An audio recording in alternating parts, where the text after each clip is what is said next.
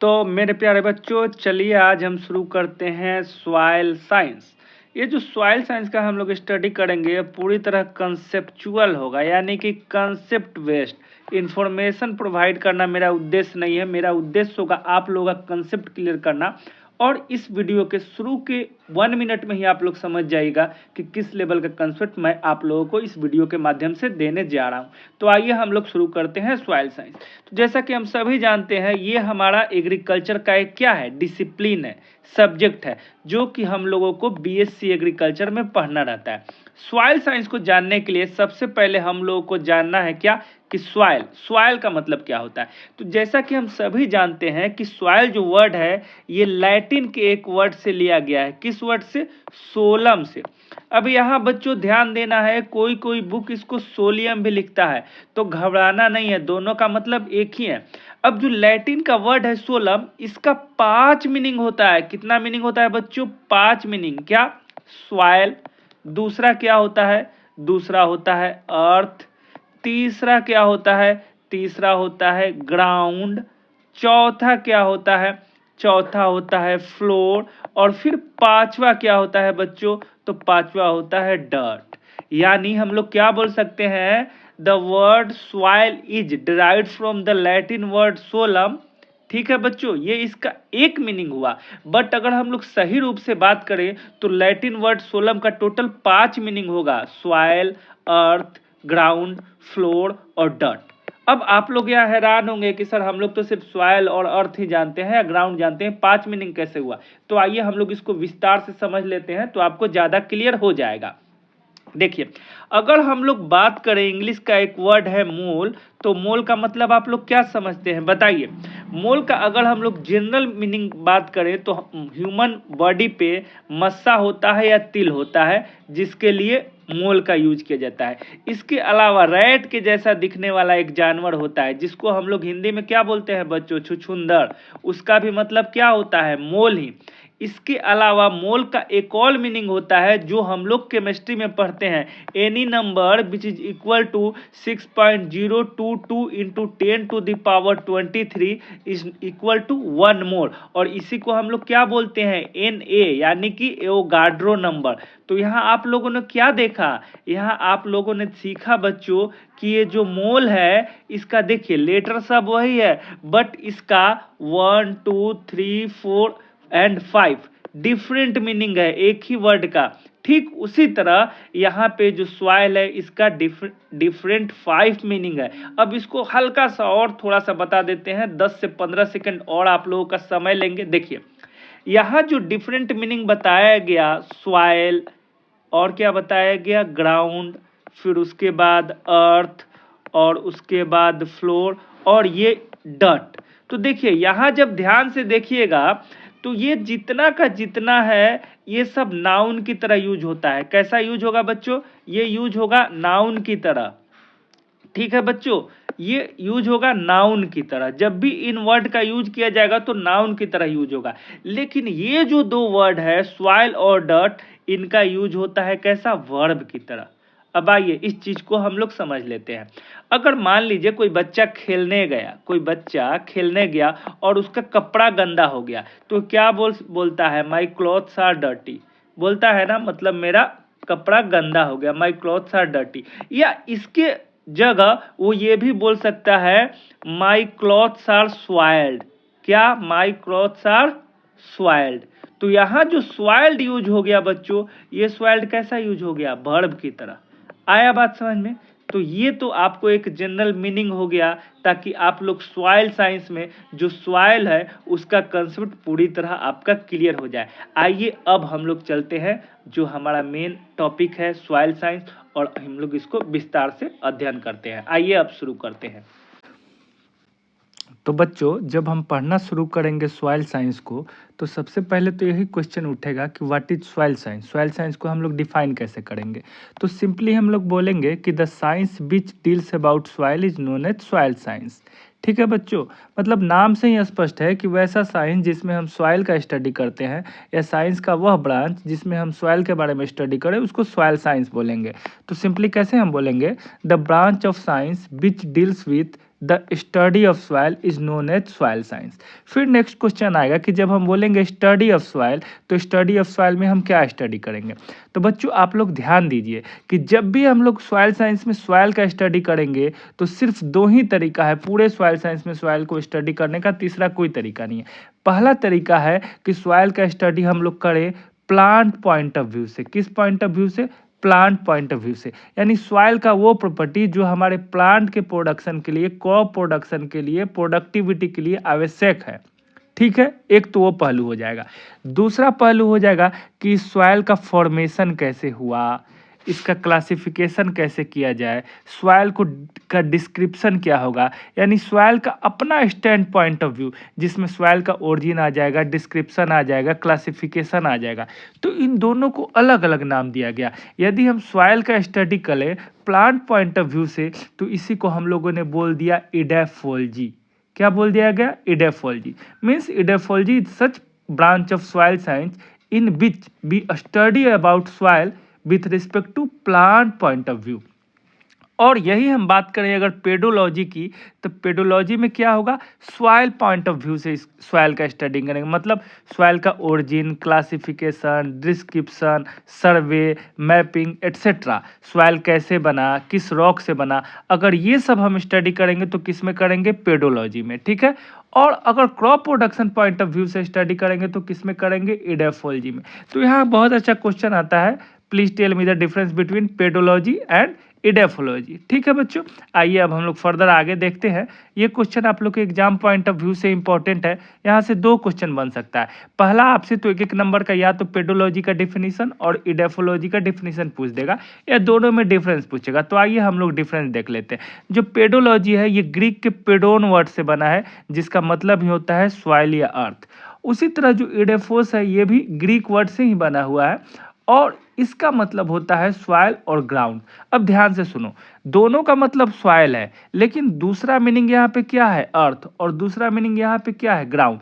तो जैसे ही अर्थ बोल दिया गया तो निश्चित रूप से अर्थ का पार्ट ऑफ द प्लांट जो सॉइल बनाएगा वो हम कहाँ स्टडी करेंगे? पेडोलॉजी में। That's why pedology treat soil as a natural body because it is directly compose from the earth. Clear है? जबकि इधर हम बात करेंगे इडैफोलॉजी का, तो ये ट्रीट करता है सॉइल को एज ए न्यूट्रिटिव बॉडी, क्योंकि इसमें हम सॉइल का स्टडी ही करते हैं किस पॉइंट ऑफ व्यू से बाबू? प्रोडक्टिविटी पॉइंट ऑफ व्यू से। क्लियर हो गया?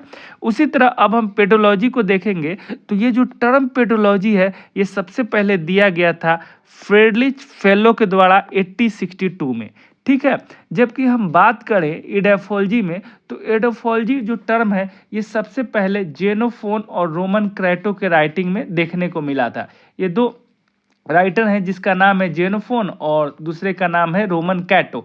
इनकी राइटिंग में यानी कि लेखन में हम लोगों को सबसे पहले ये इडैफोलॉजी टर्म देखने को मिला होगा। निश्चित रूप से ये ग्रीक का टर्म है, तो ये राइटर कैसे होंगे? ग्रीक के ही होंगे। ठीक है बच्चों, उसके बाद हम फर्दर अगर इसको देखें तो हम लोग बोल सकते हैं कि soil pedology deals with soil formation या genesis, soil classification, soil description, soil mapping, soil survey etcetera. उस तरह जब हम बात करेंगे इडैफोलॉजी का तो it deals with productivity of soil, soil fertility, water holding capacity of soil, soil in relation to plant growth. ठीक है, तो ये 4 पॉइंट है जो कि आप लोगों को बता देगा कि पेडोलॉजी और इडैफोलॉजी में क्या डिफरेंस है। ठीक है बच्चों, तो ये पॉइंट आप लोग को ध्यान में रखना है। ओवरऑल अगर कंसेप्ट की बात की जाए कि यहाँ पे मेन कंसेप्ट क्या है बच्चों, तो आप लोग को सिर्फ दो ही बात याद रखना है। अगर हम सिर्फ सॉइल के बारे में स्टडी करें कि सॉइल का फॉर्मेशन कैसे हुआ, सॉइल का क्लासिफिकेशन कैसा है, सॉइल का स्ट्रक्चर क्या होगा, सॉइल का टेक्सचर क्या होगा, सॉइल किसी पार्टिकुलर एरिया का सॉइल कैसा है, डेट्स मीन्स उसका क्लासिफिकेशन, सर्वे और मैपिंग, तो ये पूरा का पूरा पेडोलॉजी का पार्ट हो जाएगा। लेकिन हम ये बात करें कि कोई सॉइल कितना फर्टाइल है, कितना प्रोडक्टिव है, उसके अंदर न्यूट्रिएंट कितना है, मिनरल्स कितना है, उसका न्यूट्रिएंट सप्लाइंग कैपेसिटी कितना है प्लांट को, तो ये पूरा का पूरा पार्ट हो जाएगा इडैफोलॉजी का। This is the basic difference between pedology and edaphology. आइए अब हम लोग आगे देख लेते हैं। ठीक है बच्चों, इटाइमोलॉजी ऑफ सॉइल। देखिए ये टर्म यूज हुआ इटाइमोलॉजी। इटाइमोलॉजी का मतलब क्या होता है बच्चों? देखो इटाइमोलॉजी का मतलब होता है ना कि वो पार्टिकुलर जो शब्द है ये शब्द कहाँ से बना हुआ है। ठीक है, किससे बना हुआ है, मतलब उस शब्द का उत्पत्ति कैसे हुआ, उसका ओरिजिन कैसे हुआ। तो जब हम बात करेंगे, किसका बात करेंगे, सॉइल का, तो हम लोगों ने पहले भी देखा है कि जो सॉइल है ये डिराइव है लैटिन वर्ड सोलम से, जिसका मीन्स ग्राउंड फ्लोर, अर्थ, ये सब होता है, जिसको मैंने स्टार्टिंग में ही डिस्कस किया था। ठीक है, अब आइए हम लोग देख लेते हैं डेफिनेशन ऑफ सॉइल।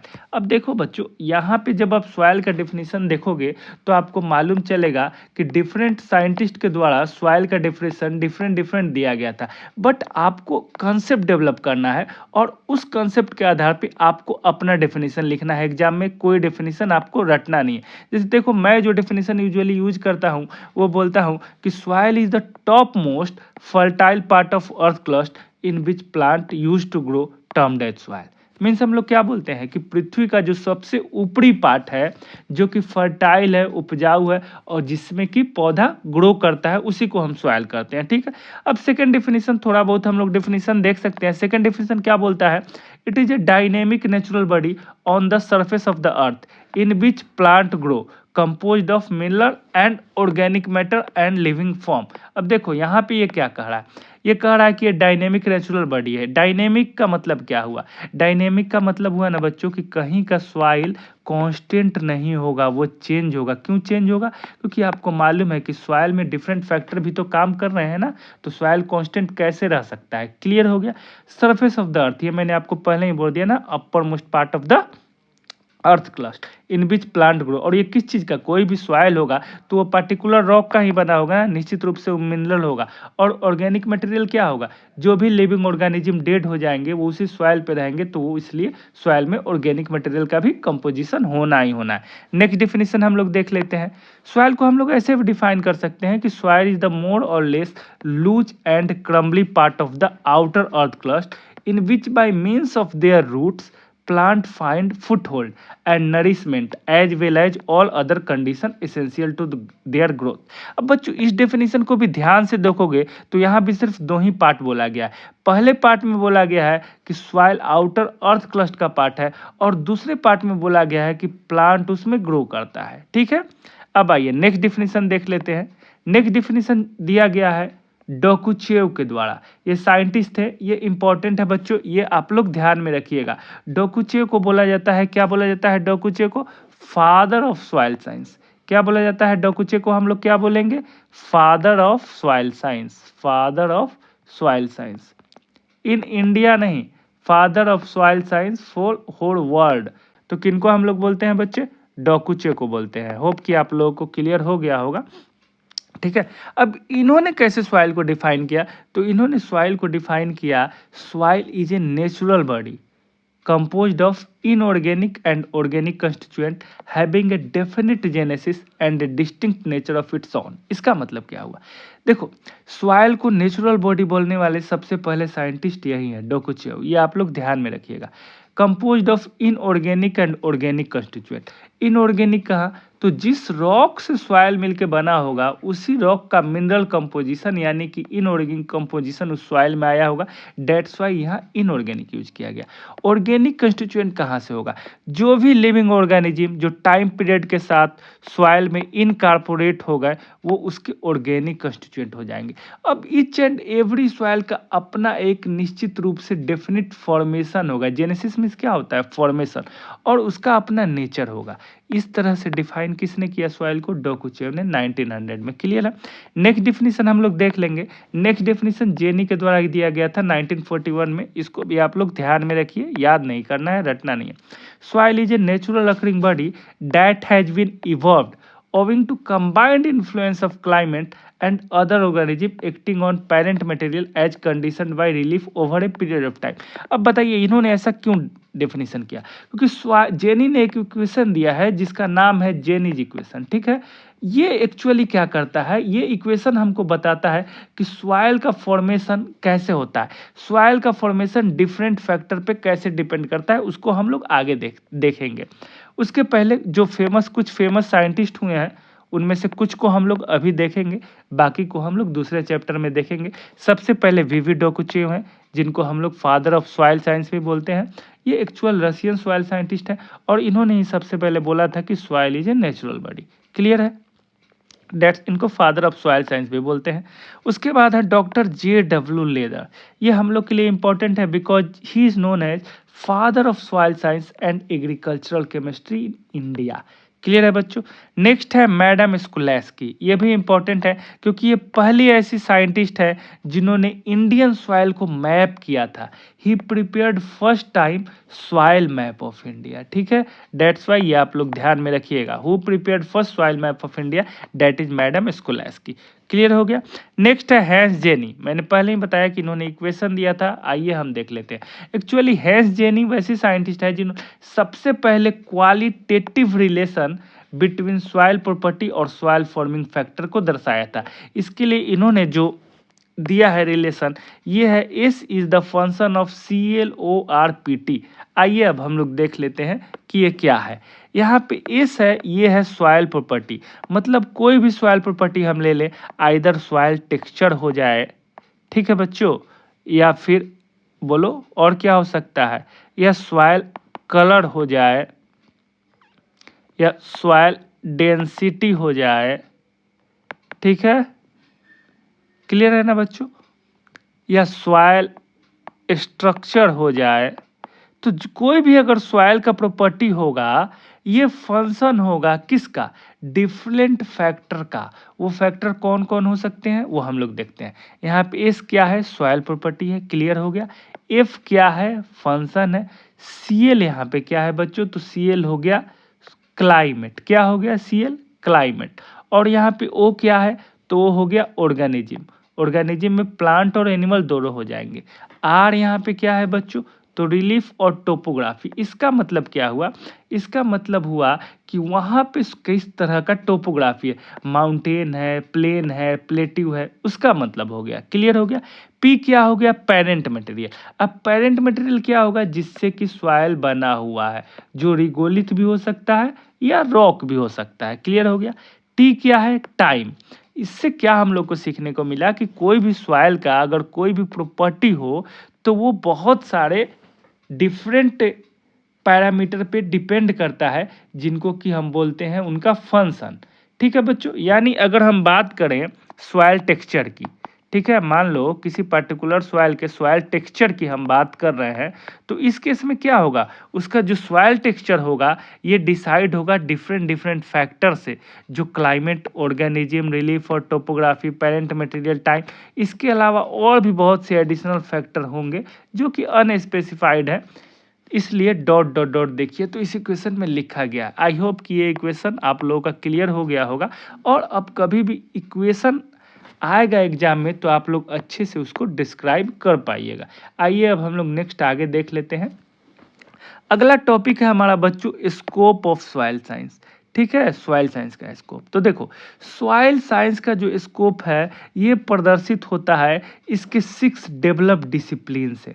अगर हम वो जो सॉइल साइंस का ब्रांचेज है, कितना ब्रांच है, 6, उनको हम लोग स्टडी कर ले तो हम लोग को पता चल जाएगा कि सॉइल साइंस का स्कोप क्या है। Means we can say the scope of soil science is exhibited through its well defined and developed disciplines. आइए देख लेते हैं वो कौन कौन है। ठीक है बच्चों, तो जब हम बात करते हैं सॉइल साइंस का तो इसका 6 डिसिप्लिन जो कि आगे हम लोग 1 बाय 1 स्टडी करेंगे। इसमें पहला है सॉइल फर्टिलिटी, जो कि इडेफोलॉजी का पार्ट है। किसका, इडेफोलॉजी का। ये हम लोगों ने अभी डिस्कस भी किया था। Second one is soil chemistry, third one is soil microbiology, fourth one is soil conservation, fifth one is pedology and sixth one is soil physics. तो यहाँ से आपसे क्वेश्चन यही पूछा जाएगा, please describe in brief scope of soil science.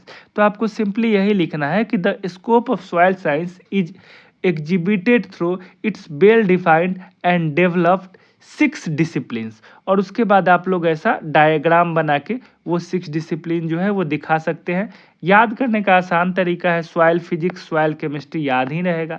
Edaphology आप लोग को मालूम है तो सॉइल फर्टिलिटी सिंपली बोल सकते हो। पेडोलॉजी तो है ही है, ये तो सॉइल का आपका पार्ट ही है। सॉइल माइक्रोबायोलॉजी ये भी ध्यान में रहेगा। सिर्फ एक चीज़ आपको नया इसमें जोड़ना है, सॉइल कंजर्वेशन। ये डायग्राम बनाने के बाद बच्चों अब उसके बाद आप लोग को क्या करना है कि इनको 2-2 लाइन में डिस्क्राइब कर देना है। ठीक है, तो आइए सबसे पहले हम देख लेंगे सॉइल फिजिक्स।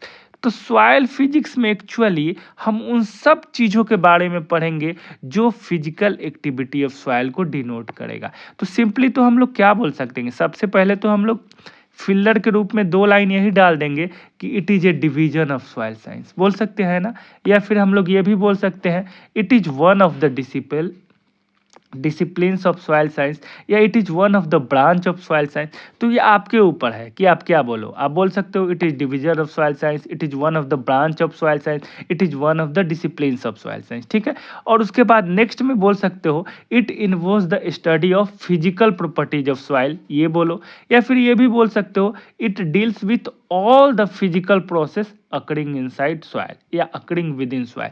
तो बस यहाँ पे जब भी सॉइल फिजिक्स को डिस्क्राइब करना हो तो 2 ही बात आप लोग को ध्यान रखना हो। पहला क्या, it is the branch of soil science, और दूसरा क्या, it deals with the physical activity और physical process occurring within soil. तो इस तरह आप लोग बहुत आसान से सॉइल फिजिक्स को डिस्क्राइब कर सकते हो। नेक्स्ट हम लोग आते हैं सॉइल केमिस्ट्री। बच्चों अब यहाँ ध्यान देना है, सॉइल केमिस्ट्री में हम सिर्फ वही केमिकल रिएक्शन या केमिकल एक्टिविटी का स्टडी करते हैं जो हमारे प्लांट पॉइंट ऑफ व्यू से इंपॉर्टेंट है। ध्यान रखिएगा इस चीज़ को, ठीक है। अब केमिकल रिएक्शन के जगह और फिर केमिकल कंस्टिट्यूएंट आप बोल सकते हो, केमिकल प्रॉपर्टी बोल सकते हो, केमिकल रिएक्शन बोल सकते हो, ठीक है बच्चों। तो मेन जो भी केमिकल एक्टिविटी हम लोग सॉइल का स्टडी करेंगे सॉइल केमिस्ट्री में, वो क्या होगा, crop needs in relation to crop होगा। तो इसमें भी फिगर के रूप में आप लोग क्या डाल सकते हो कि soil chemistry is the branch of soil science. Soil chemistry is one of the discipline of soil science in which we study about chemical constituent, chemical property as well as chemical reaction occurring within soil with respect to crop needs or in relation to crop needs. Okay, next है हमारा pedology. इसको तो हम लोगों ने अच्छे से देख ही लिया है जब हम लोग स्टडी कर रहे थे आगे। फिर भी यहाँ आप लोग लिख सकते हैं it is the branch of soil science in which we study about soil origin, classification, description, mapping, survey etcetera. Clear है। Next soil microbiology. देखो बच्चों ये क्या है, वैसा कोई भी micro organism, all micro organism, कोई भी माइक्रो ऑर्गेनिज्म जो सॉइल के अंदर रह रहा है, इनहेबिट कर रहा है, उस सब के स्टडी को हम लोग डाल देंगे सॉइल माइक्रोबायोलॉजी। यानी सॉइल माइक्रोबायोलॉजी को भी हम लोग सिंपली डिफाइन कर सकते हैं, it is such branch of soil science in which we study about all micro organism और flora and fauna that is living within soil. यहाँ पे माइक्रो ऑर्गेनिज्म लगाना जरूरी है क्योंकि सॉइल माइक्रोबायोलॉजी हम लोग डिस्कस कर रहे हैं, तो इस तरह आप इसको भी लिख सकते हैं। Next soil conservation. देखो पूरा का पूरा सॉइल कंजर्वेशन इसी बात पे स्टडी करता है कि हम लोग सॉइल को प्रोटेक्ट कैसे करें, सॉइल को कंजर्व कैसे करें। अब किससे प्रोटेक्ट करना है, तो 2 तरह से सॉइल का हम लोग को प्रोटेक्शन करता है। एक तो उसको फिजिकल लॉस से बचाना है और दूसरा उसको केमिकल डिटेरियोरेशन से बचाना है। फिजिकल लॉस में क्या होगा, मान लो बहुत तेज हवा आया और मिट्टी उड़ गया तो उसको क्या बोलेंगे, इरोजन, इरोजन बाय विंड, ठीक है। या फिर बहुत तेज बारिश हुआ उसमें मिट्टी फिर उसमें भी बह गया तो उसको हम लोग क्या बोलते हैं, रन ऑफ लॉस। तो इस तरह का कोई लॉस है जिसको हम लोग फिजिकल लॉस बोलते हैं, तो उसको प्रोटेक्ट हम लोग कहाँ करेंगे, सॉइल कंजर्वेशन में। इसी के स्टडी को हम लोग सॉइल कंजर्वेशन बोलेंगे। उनका मैनेजमेंट क्या है ये सब उसमें स्टडी करेंगे। केमिकल डिटेरियोरेशन, मान लीजिए कोई केमिकल हम लोग डाल रहे हैं सॉइल में, वो केमिकल हमारे सॉइल के प्रॉपर्टी को बर्बाद कर रहा है या सॉइल के फर्टिलिटी को घटा रहा है, तो उसके लिए हम क्या मैनेजमेंट करेंगे, that is also studied under the soil conservation. That means soil conservation is such branch of soil science, such discipline of soil science which deals with the protection and conservation of soil both from physical loss as well as chemical deterioration। मतलब soil conservation आपको जब भी define करना है या soil conservation जब भी आपके दिमाग में आए तो आपके दिमाग में 3 बातें आनी चाहिए। पहला, protection and conservation of soil. दूसरा, हमको लॉस से बचाना हो, आइदर फिजिकल लॉस हो या केमिकल डिटेरियोरेशन हो। और तीसरा, इन सब का प्रॉपर मैनेजमेंट क्या होगा। ये 3 बात ध्यान में आपको आना चाहिए जब भी सॉइल कंजर्वेशन आपके दिमाग में आए, ठीक है बच्चों। Next one is soil fertility. It is one of the edaphological aspect of the soil science. हम लोग इसको भी वैसे ही डिफाइन करेंगे कि it is one of the branch of soil science. Actually ये डिनोट करता है कि पार्टिकुलर सॉइल में न्यूट्रिएंट अवेलेबल कितना है, एलिमेंट अवेलेबल कितना है, किस बात के लिए, प्लांट के ग्रोथ के लिए। समझ में आ गया बच्चों। चलो सॉइल फर्टिलिटी को हम लोग और अच्छे से समझ सकते हैं कैसे, कि न्यूट्रिएंट रिक्वायरमेंट ऑफ उस प्लांट का क्या है।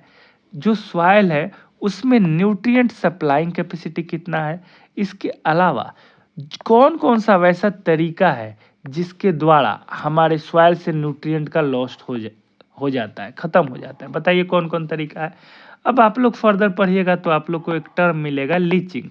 ठीक है, लीचिंग के थ्रू भी न्यूट्रिएंट सॉइल से लॉस हो जाता है। और भी बहुत सारा तरीका है, हम लोग उसको फर्दर आगे देखेंगे। ठीक है बच्चों, आइए फोर्थ वन क्या है, method by which soil fertility में बी मेंटेन्ड और रिस्टोर्ड। ठीक है, तो ये सब बातें हैं जो सॉइल फर्टिलिटी में आपको जाननी चाहिए। सब बहुत आसान सी बात है, इसमें कुछ कॉम्प्लेक्स नहीं है। तो आज आपका लेक्चर 1 खत्म हो गया सॉइल साइंस के बारे में। होप कि आप लोगों को बहुत कुछ सीखने को मिला हो।